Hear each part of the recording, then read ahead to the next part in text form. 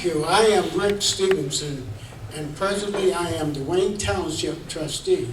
And I differ, Mr. Hackley, on that assumption that people are reluctant to ask me questions, because people ask me questions every day. Every day someone asks me a question, and quite often the question is, what or why are you running for mayor? And I'm running for mayor not because I'm running against, but I'm running for.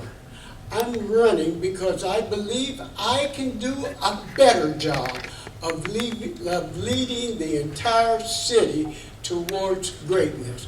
We can move this city forward together. Rick Stevenson. Yes. Once you become mayor, what is the first thing that you would do, that's not being currently done? Becoming mayor, before I answer that question, I would like to thank everyone for coming out, and for the Urban League and Mr. Hackley for offering this forum so we all can get a chance to hear from our candidates. The first thing that I would do is becoming mayor or so forth, it would be trying to strive to bring this entire community into one community. We are not a community of Democrats, Republicans, Unitarians. We are a community of all Americans. And when we look at that, we can come together as one unit and move this city forward together, moving this city together forward, not backwards. And we can do this by taking advantage of all our people, all our youth, and to make sure that we're moving in the direction that we need to move. Thank you. And finally, some of you are glad to hear you got me in the South. And I'm very careful of speaking about any special area of Fort Wayne.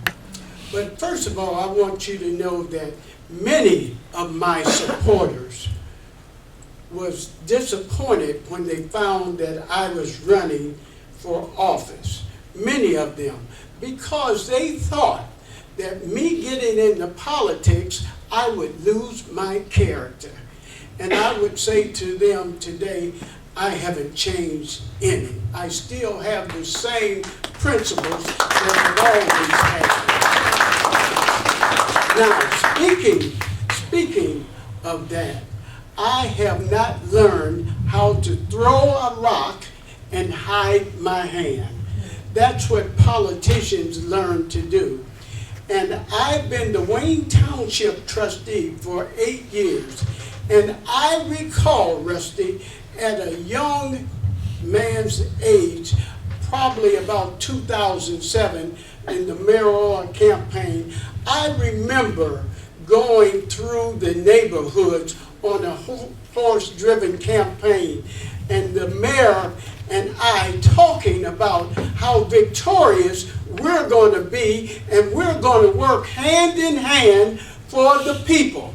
Well, it's 8 years now have passed, and I'm still waiting to work hand in hand with the mayor for the people. And I say for the people. I'm so proud of all the yellow shirts that came out here, but if you look at them, you will see a rainbow coalition. You won't see just black folks or so forth, because I'm concerned about the entire city. Fort Wayne is bigger than downtown. It's bigger than the riverfront. All those programs are beautiful, and I think the mayor has done a good job of getting people excited about that. But every year, and I'm going to sit down, every year we lose so many of our young folks to other cities and communities.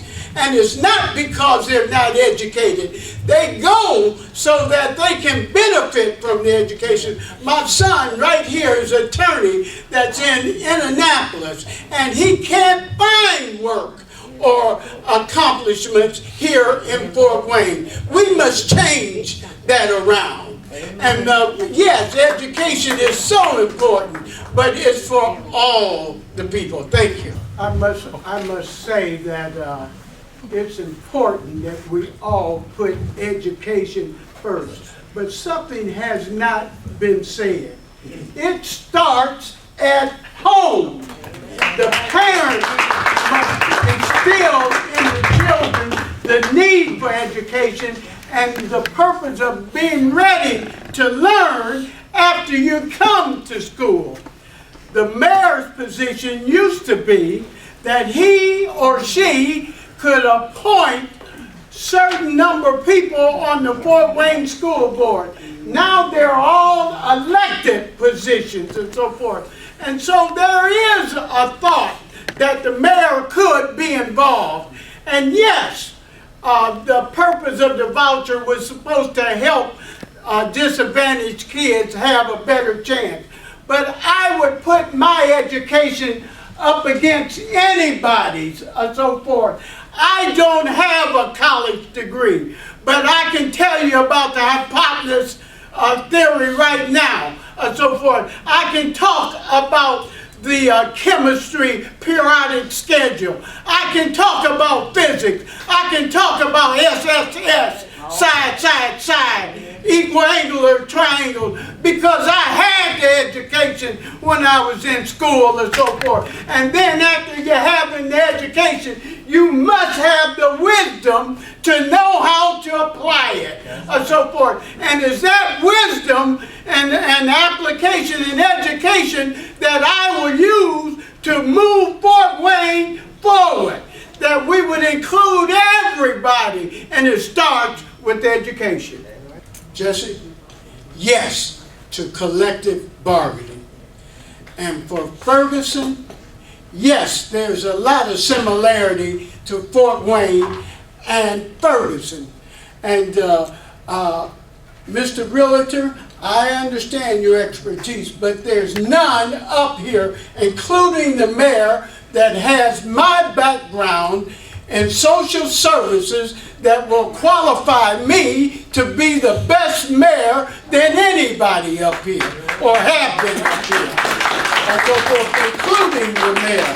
I worked in code enforcement, and when you're talking about code enforcement, I can tell you. But let me go back to Ferguson and so forth. A few years ago, right there at the corner of Oxford and Warsaw, the Fort Wayne police blocked off a Hispanic, and a rookie cop came up and killed him dead. And the Fort Wayne Police Department was sued, and they paid a measly $300,000 to this Guatemalan, which was a lot of money for a Guatemalan, but for a United States citizen, it was nothing. And now here it is. It's just been a few months ago. You read in the General Gazette, you read that the city of Fort Wayne is being sued by two persons because two police officers beat up this kid, unnecessary roughness. And one of the guys who beat him up was the guy who killed the Guatemalan. And so the Fort Wayne Police Department needs some direction. They need to be cleaned up. How do you kill a person like that and then send him back out to beat up somebody else? He should have hit the streets for unemployment and so forth. And these are the type of things that we have to look and see and treat our brothers right. Our country is facing some soul-searching times. To some, it seems we are returning to the dark, difficult days of the civil rights struggles of the past. But as I see it, those days are in the past and should remain there. History is just that, history. It is out of our control because it cannot be changed. The future, however, is in our control. As community leaders, I believe we have the ability to make things better together. We must join our hands and minds in order to meet the challenges that face us today, and we must create a future that will not evade us, because we have dedicated ourselves to the upholding the dignity and the worth of every individual equally.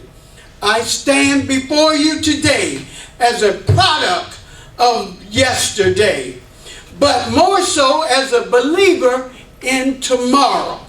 Let us not ponder long on the wrongs of yesterday, but let us come together and create a better and more promising future that we and our children can hold up with pride. Thank you. Thank you.